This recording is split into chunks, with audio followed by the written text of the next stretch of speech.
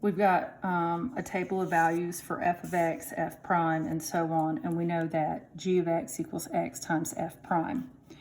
Part A says find the limit. I'm going to do the limit of the top and the limit of the bottom separately. So the limit as x approaches 1 of f of x minus 6x plus 3 is f of 1 minus 6 times 1 plus 3. F of 1 is 3. So 3 minus 6 plus 3 is 0. So if the limit of the bottom is also 0, this is going to be L'Hopital's rule, which is why when I see a fraction, sometimes I go ahead and try and save time and do them separately.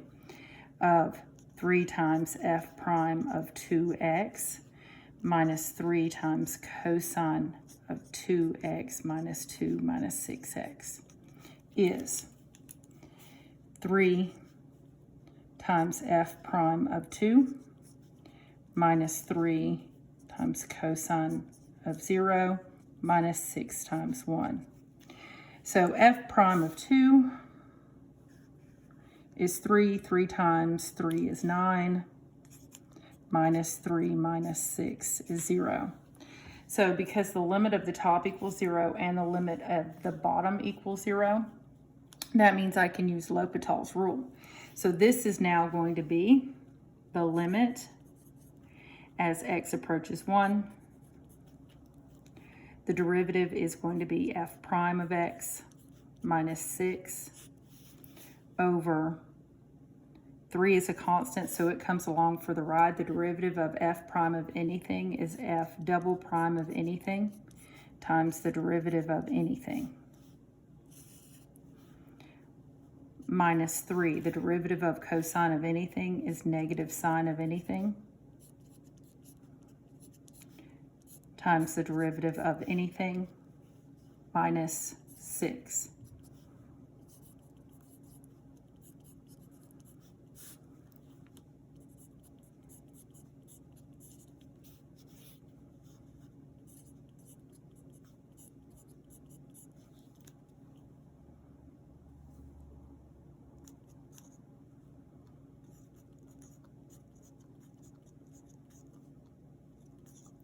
So here is my new limit. I just took a derivative of the top and a derivative of the bottom.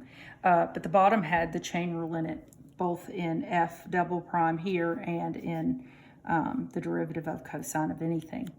So now I'm going to plug in and find a limit of the top and the bottom separately.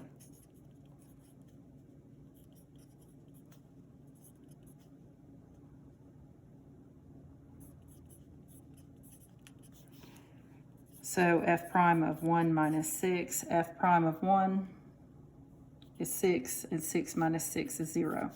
So I got 0 on the top again. If I have 0 on the bottom again, I'm going to have to do L'Hopital's rule again. Limit.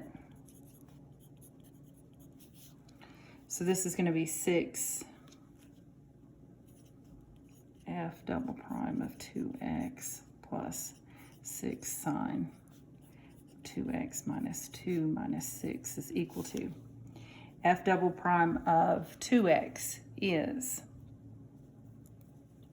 f double prime. So this is going to be 6 times f double prime of 2 plus 6 sine of 0, yay, minus 6, because this is 0. So the second derivative at 2 is 1. 1 times 6 is 6, and 6 minus 6 is 0. I got indeterminate again, so L'Hopital's rule applies again. So this is I'm going to take a derivative of the top and a derivative of the bottom separately. So this is going to be the limit as x approaches 1 of f double prime of x over 6 comes along for the ride. The derivative of f double prime of anything is f to the third of anything times the derivative of anything. The plus 6 comes along for the ride.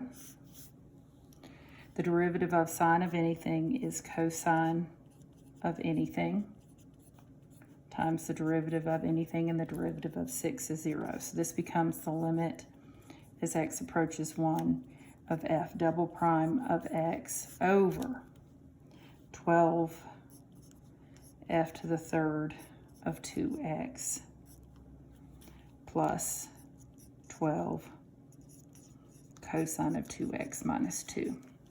Now this is going to be a number, so L'Hopital's rule is not going to apply again, so I'm just going to go ahead and this is going to be equal to f double prime of 1 over 12 times the third derivative of 2 plus 12, and then cosine of 0 is 1. So the second derivative at 1 is 8 over the third derivative at 2 is 4 times 12 is 48 plus 12 is going to give me 8 over 60, which is the same thing as 2 over 15. Whew, that was a lot of work for A. Let's move on to B. Write an equation of the tangent to g of x at x equals 2. B. So write an equation of a tangent line. Well, I know g of x equals x times f prime of x. They gave that to me at the top of the paper. So if I need a tangent line at x equals 2,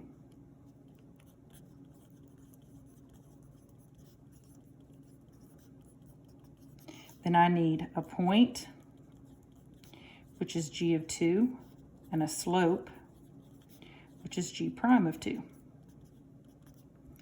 So g of 2, and then I'm going to use that to approximate what the x value is if g of x is 26. So g of 2 is 2 times f prime of 2. So go back to the top of my paper. F prime of 2 is 3, and 3 times 2 is 6. So my ordered pair is 2, 6. The next thing I need is a derivative. So first I need to find g prime of x. So g prime of x is the first times the derivative of the second plus the second times the derivative of the first. This is the derivative everywhere. I want it at 2. So that's going to be 2 times f double prime of 2. F double prime of 2 is 1 plus f prime of 2. F prime of 2 is 3 times 1. So this is just going to give me 5. So my tangent line is y minus the y value equals the slope times x minus the x value. And then if I'm using it, I always solve for y. So y equals 5 times x minus 2 plus 6. Now, normally what they would do is ask you to find like g of 2.1, or they will give you the x value. But in this problem, they're asking you to find the x value and they gave you the y value. So this is y is 26. So if I set 26 equal to 5x minus 10 plus 6, so that's going to be negative 4 plus, so that's 30 equals 5x. So x equals 6. So I'm done with A and B. I'm going to do another video.